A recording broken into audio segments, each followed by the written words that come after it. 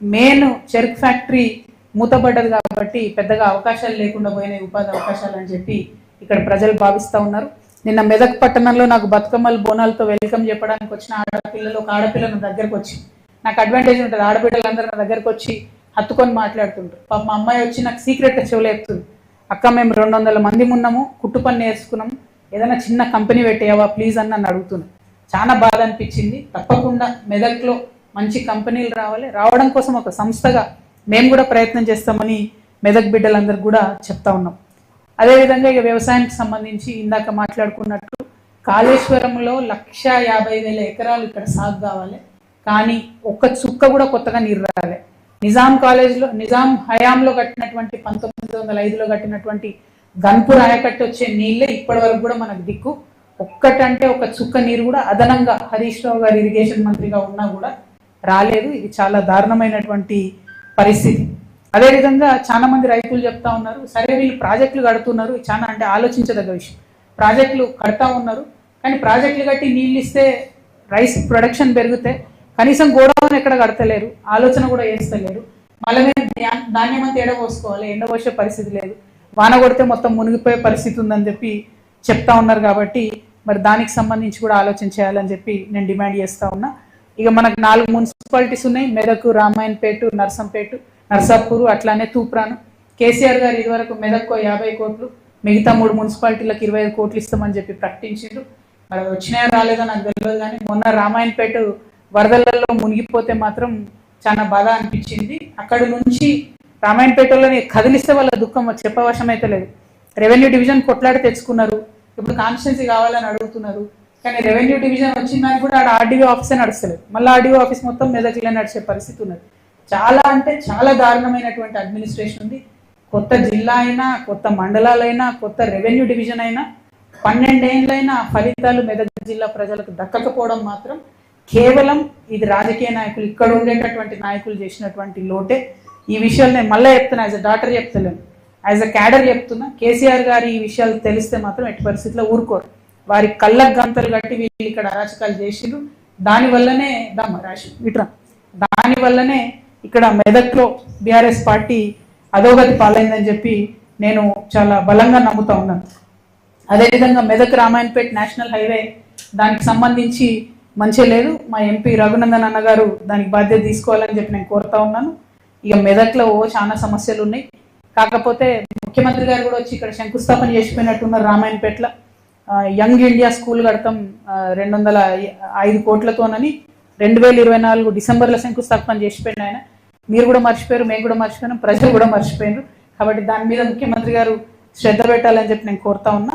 ఇక మెదక్కి వచ్చేటప్పటికి mini tank bund సగంలో ఉంది, రైతు బజార్ సగంలోనే ఉంది, ఇంటిగ్రేటెడ్ మార్కెట్ సగంలోనే ఉంది, చిల్డ్రన్ పార్క్ సగంలోనే ఉంది, వైకుంఠధామం తీసుకుపోయి ఊరు బయట కట్టిరు, 10 ఫీట్ల లోపలికి కట్టిరు, వాన పడితే కనీసం శవాన్ని దహనం చేసేటటువంటి పరిస్థితి కూడా మెదక్లో లేదు.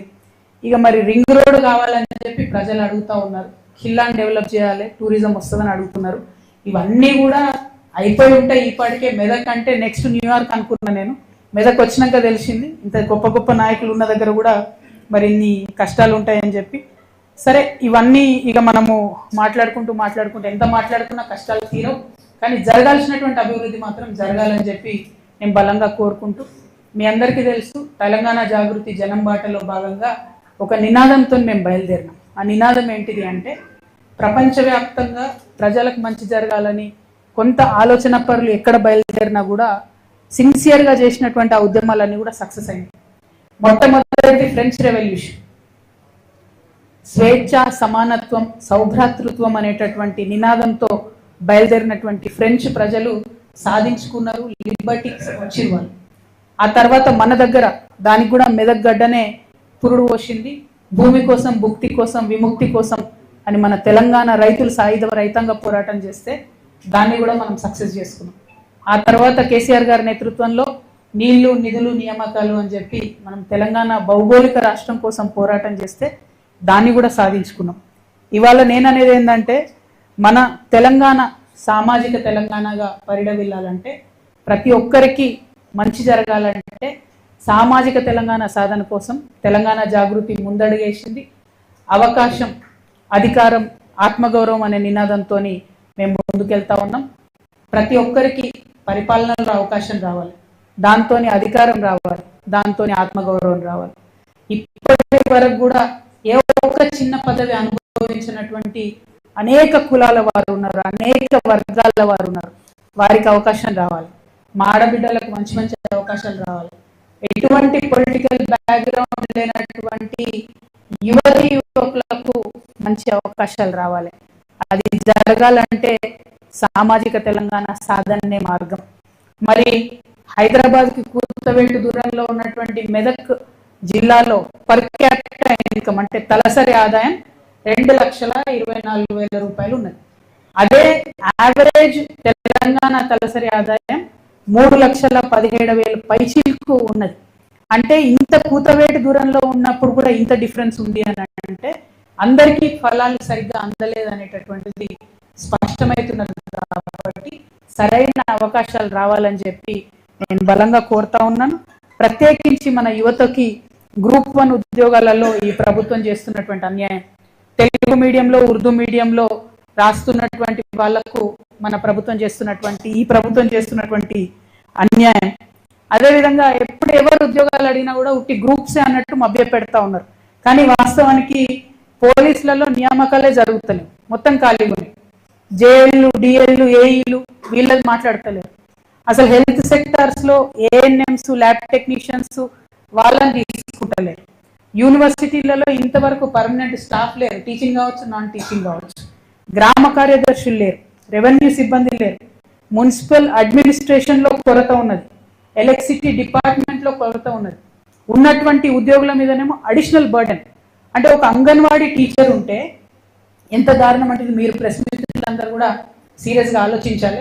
అంగన్వాడీ టీచర్ ఉంటే 2 యాప్లు మెయింటైన్ చేయాలి, ఆమె ఒక 10 రిజిస్టర్లు మెయింటైన్ చేయాలి. 2 యాప్లు ఒక 10 రిజిస్టర్లు ఒక అంగన్వాడీ టీచర్ మెయింటైన్ చేస్తే ఆమె హెల్పరు, టీచరు గర్భిణీ స్త్రీలను ఏడ చూసుకోవాలి, పిల్లల్ని ఏడ చూసుకోవాలి. మరి ఆ పరిస్థితి అంతా కూడా చాలా దారుణంగా ఉన్నది. ఉన్న ఉద్యోగులను బర్డెన్ చేస్తున్నాం. టీచర్ల పరిస్థితి కూడా అట్లే ఉంది. ఈ యాప్ నింపు, యాప్ నింపు, వాళ్ళని పాఠాలు అయితే ఏర్పనిస్తలేము మనం, అవన్నీ చేస్తున్నాం. కొత్త నియామకాలు చేస్తలేము. గురుకులాలలో గెస్ట్ ఫ్యాకల్టీస్ లేవు, హాస్టల్ వార్డెన్స్ లేరు, ఆర్ఎండ్బి నియామకాలు లేవు, ఆర్టీఐలో లేదు. అంటే ఎందుకు ఇవన్నీ చెప్తా ఉన్నంటే ఓవరాల్ గా రాష్ట్రంలో ఉన్నటువంటి పరిస్థితులన్నీ మనం గమనిస్తే మన తెలంగాణ సామాజిక తెలంగాణ కావాలంటే అన్ని రకాల మార్పులకు నాంది పలకాలి. మనం బీఆర్ఎస్ హయాంలో కొంత జరిగింది, కాంగ్రెస్ వచ్చినాక ఏమీ జరుగుతలేదు అనేటటువంటి భావన ప్రజల్లో ఉంది. మరి అది పోవాలి, మార్పు నిజంగా మొదలవ్వాలంటే తెలంగాణ జాగృతి లాగా బలంగా ప్రజల పక్షాన నిలబడి అడిగే వాళ్ళు ఉండాలనే ఉద్దేశంతోనే మేము ఈ జాగృతి జనంబాట కార్యక్రమం మొదలుపెట్టినాం. ఈ జనంబాటలో మేము ఒకటే అంశం చేస్తున్నాం, సమస్యల దగ్గరికి వెళ్తున్నాం, ప్రజల దగ్గర నుండి సమస్యలు తెలుసుకుంటున్నాం, దాన్ని ప్రభుత్వం దృష్టికి తీసుకొస్తున్నాం, తద్వారా దాన్ని పరిష్కరించేటటువంటి ప్రయత్నం చేస్తూ ఉన్నాం. ఇది అది అని కాదు, ఏ రంగంలో అయినా మేము ప్రయత్నం చేస్తున్నాం. అందుకే ప్రతి జిల్లాకు 2 రోజులు ఉంటున్నాం. నిన్న చాలా సమస్యలు విన్నాం. ఇలా పొద్దున కూడా ఇక్కడికి వచ్చేటప్పుడు నేను పాల రైతులతో మాట్లాడి రావడం జరిగింది. నిజంగా కూడా హైదరాబాద్ లో ఉండే మాకు తెలుసు, పాలు పిల్లలకు పట్టాలన్నా మనం తాగాలన్నా చాలా టెన్షన్ అవుతుంది, దేంట్లో ఏ మందు కలిపినరో తెలియనటువంటి పరిస్థితి ఉన్నది. సో పాల రైతులకు మంచి సపోర్ట్ ఇవ్వాల్సినటువంటి అవసరం ఉన్నది. అయితే ఇక్కడ ఉన్నటువంటి పెద్ద నాయకులు వాళ్ళు ప్రైవేట్ గా పాల వ్యాపారాలు పెట్టుకున్నారు. ఎస్సీ, ఎస్టీ, బీసీ హాస్టళ్లకు టెండర్లు లేకుండానే పాలమ్ముకొని వాళ్ళు పైసలు సంపాదించుకున్నారు. హరీష్ రావు గారు, వారి ఫ్యామిలీ, వారి సతీమణి అందరూ. కానీ మరి పాల రైతులకు మాత్రం లాభం జరగలేదు. ఈ మాట నేను ఎందుకు చెప్తా ఉన్నా అంటే ఈ ముఖ్యమంత్రి గారికి సంబంధించినటువంటి ఇప్పుడున్న ప్రభుత్వంలో official PRO of the chief minister గారు అయోధ్య రెడ్డి బోరెడ్డి గారు 2024 సెప్టెంబర్ 22 రోజు 2024 సెప్టెంబర్ 22 రోజు ఒక ట్వీట్ చేసి ఏమనంటే హరీష్ రావు గారు వారి సతీమణి పాల వ్యాపారంలోకి దిగిండ్రు, టెండర్లు లేకుండా ఎస్సీ, ఎస్టీ, బీసీ గురుకులాలకు వీళ్ళు పాలు సప్లై చేసుకున్నారు. అది బీసీలకు, ఎస్సీలకు, ఎస్టీలకు, మైనారిటీలకు దక్కాల్సినటువంటి అవకాశాలను వీళ్ళు